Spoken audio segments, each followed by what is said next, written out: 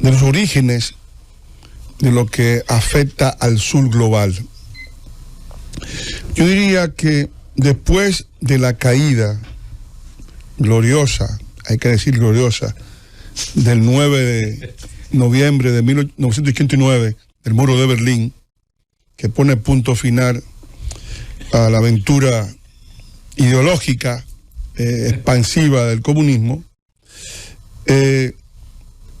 un hombre que tiene, a pesar de nuestras diferencias, no tenemos que concluir de que Fidel Castro es un genio político. O sea, del mal, pero genio. Yo diría que él ideó...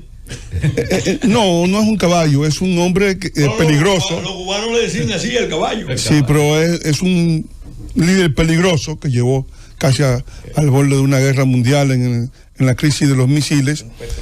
Él organizó junto con Lula el Foro de Sao Paulo y estableció la tesis de que el objetivo mayor de la Revolución Cubana, que había sido el motor de todas las guerrillas que se produjeron en los años 70, incluyendo las que llegaron a nuestro país, era establecer la hegemonía de Gramsci como el objetivo para influir en los gobiernos.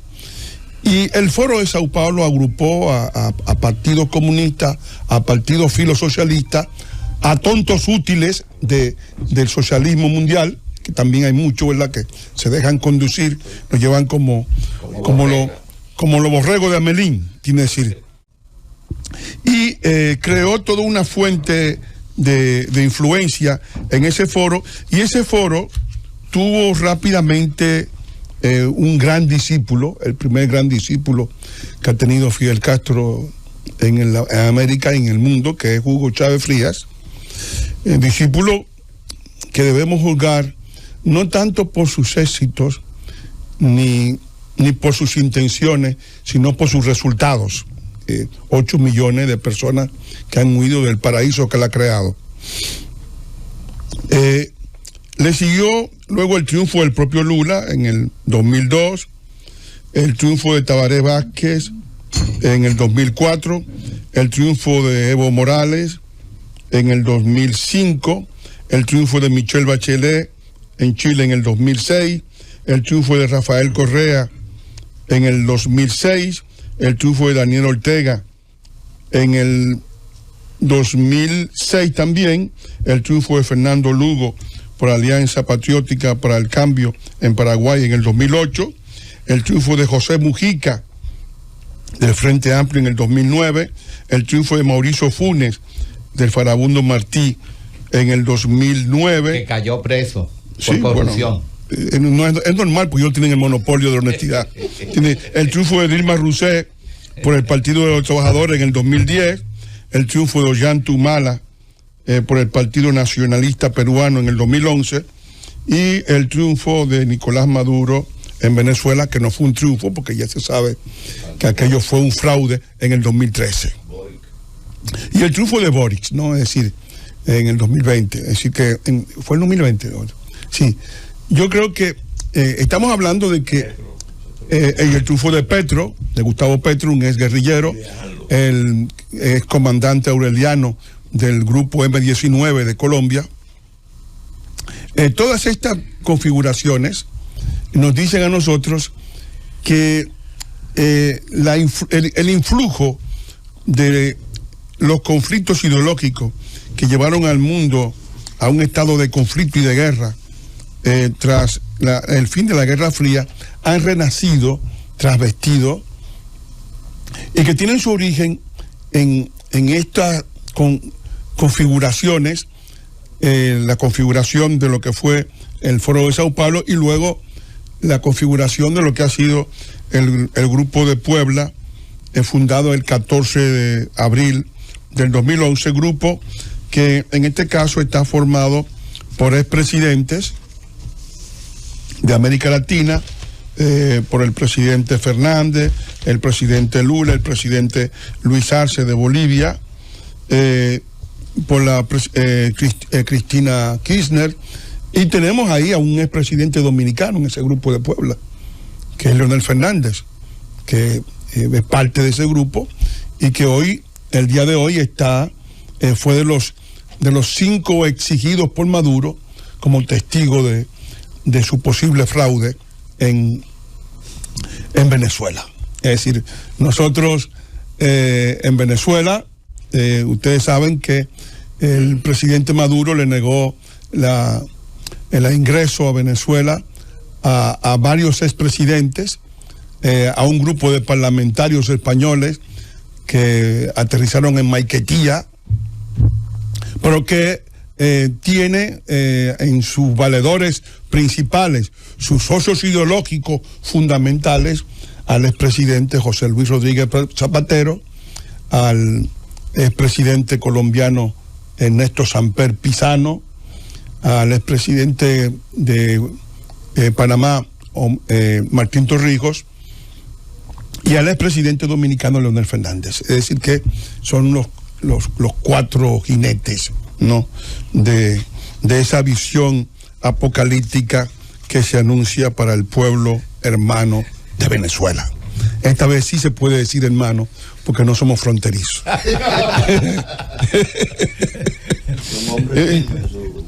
Sus convicciones.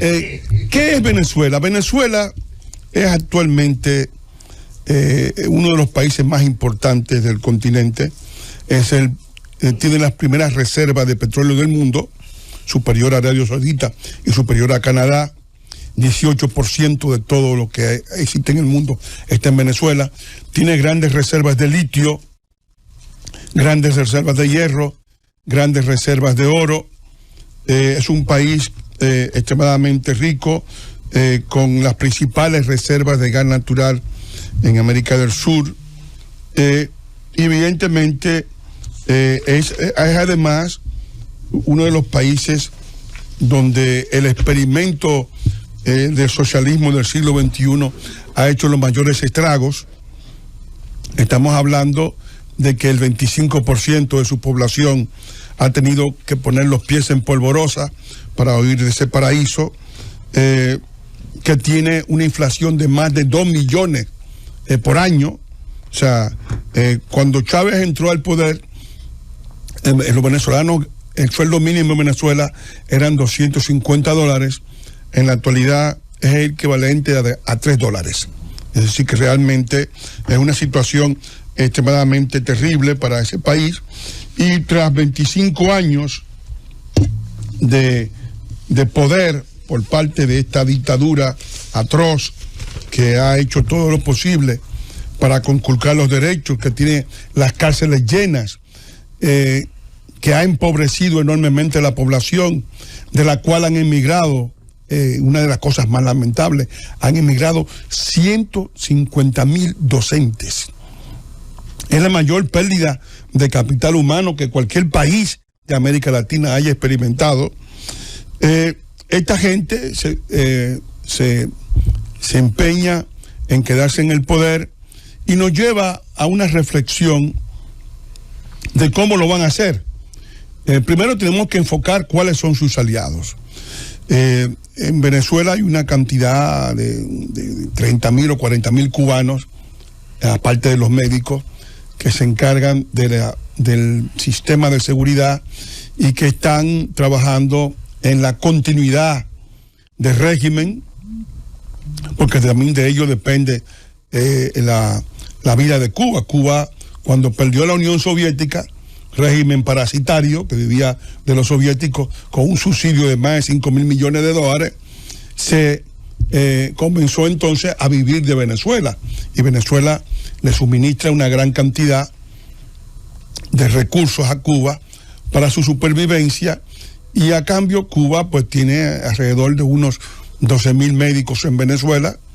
Ha dejado a su propio pueblo sin médicos. Los cubanos están atendidos por practicantes, no por médicos. Los médicos están trabajando en otras zonas del mundo, en Brasil, donde hay casi 9.000 médicos, en Haití, en Venezuela, y ellos cobran una cantidad de dinero porque es prácticamente un trabajo esclavo porque el médico no cobra lo que le corresponde como fondo, sino que cobra un mínimo de dinero que tiene que el régimen suministrarle la mayor parte de dinero al régimen cubano.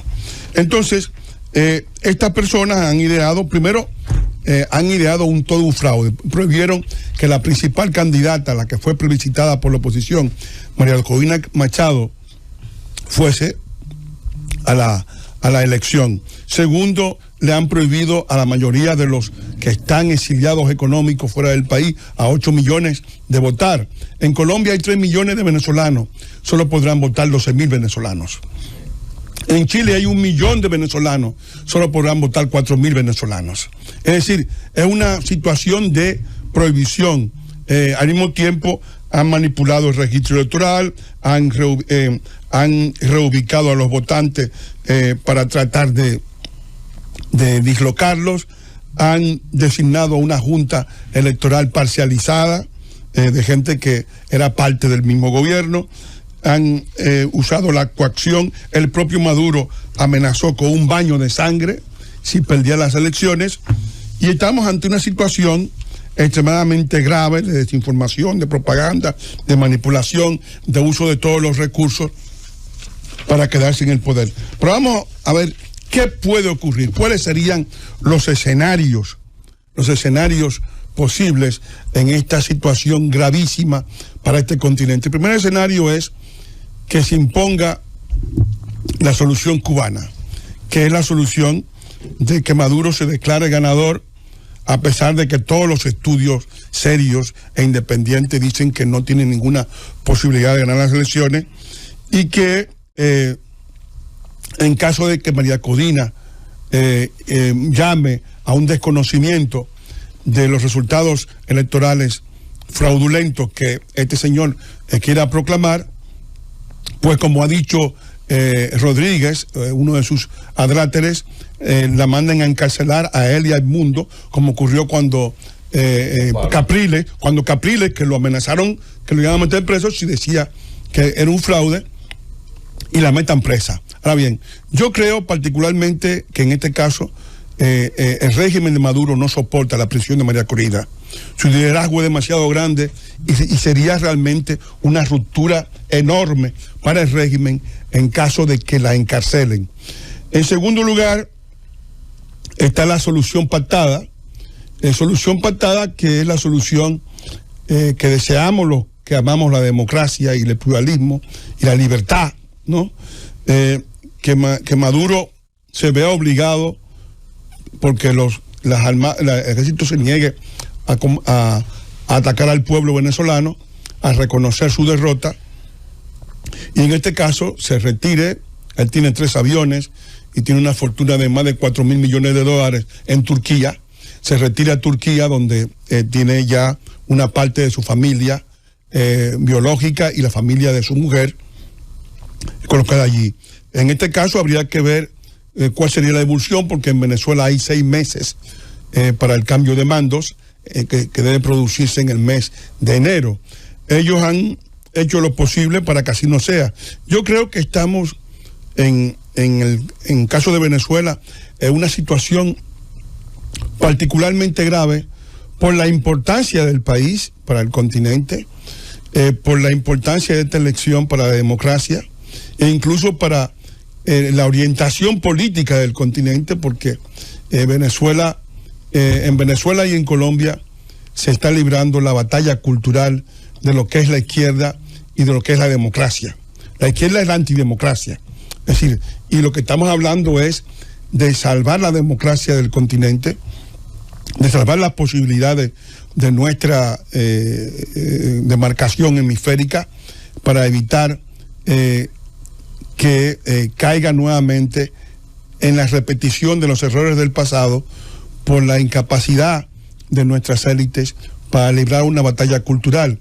Y lo terrible ha sido que muchos gobiernos democráticos, muchos líderes democráticos, no me refiero a los pseudodemocráticos que están apoyando a Maduro, sino a los democráticos de verdad, han caído en la visión de propiciar el surgimiento de regímenes que están creando en el continente una experimentación nefasta para el destino del desarrollo y del progreso de nuestras naciones.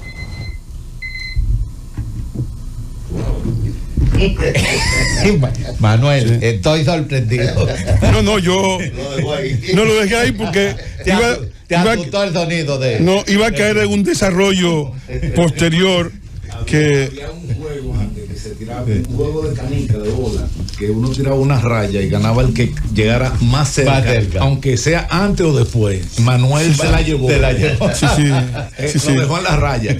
Sí, no, porque yo... Parece que el sonido como que... Lo que pasa no que yo tenía, porque naturalmente no es nada más el caso de Venezuela, este es el caso de México, que es un país que está prácticamente en una situación muy difícil, con los 5 carteles que están reinando en el país. Está el caso de Bolivia, está el caso... Captura. Está el caso de Colombia, que está en manos de un guerrillero, y que es el país que tiene más conciencia, porque en Colombia es donde mejor se vive la visión de lo que es la izquierda y de lo que no es, y de lo que es la derecha. Es decir, que Colombia tiene 40 años en guerra, y la guerrilla, a pesar de lo que el presidente Santos pretendía, la guerrilla, él le dio vida a la guerrilla porque le ha dado una visibilidad política como grupo político, y ha continuado la guerrilla sus derroteros anteriores. La FARC, un movimiento prácticamente que ahora tiene una aquiescencia. Que tiene su Vaticano en La Habana, porque en La Habana fue donde discutieron todo. O sea, hay que ver siempre... Tiene su base, su sede en La Habana. En La Habana. O sea, hay que ver que La Habana ha sido en gran medida el motor original de todo lo que se ha producido en el continente. Ese fue su rol que se le dio en el periodo de la Guerra Fría, como un polo en Latinoamérica. Y lo han continuado. Y, Caribe, yo pienso, por eso te dije, Fidel Castro es un genio político. Claro. Hay que reconocer. Sí. Podemos estar en disentir de él, como debe ser. Solo Arsenio disiente de ti. Aquí se fue más nadie. Bien, gracias Manuel por ese gran relato en relación a lo que se está viviendo ahora mismo en Venezuela, para edificar a ese público que nos sigue. Eso es parte del conflicto global. Claro, y ahí, claro. Es que no podemos hablar. Y en Venezuela están todas las potencias. Está China, está Irán, está Rusia. Los chinos, los rusos y los iraníes y Cuba. Controlando. Claro. Entonces Maduro se está apoyando en ese poder externo al continente para sojuzgar, como lo está haciendo al pueblo venezolano. Es que eso...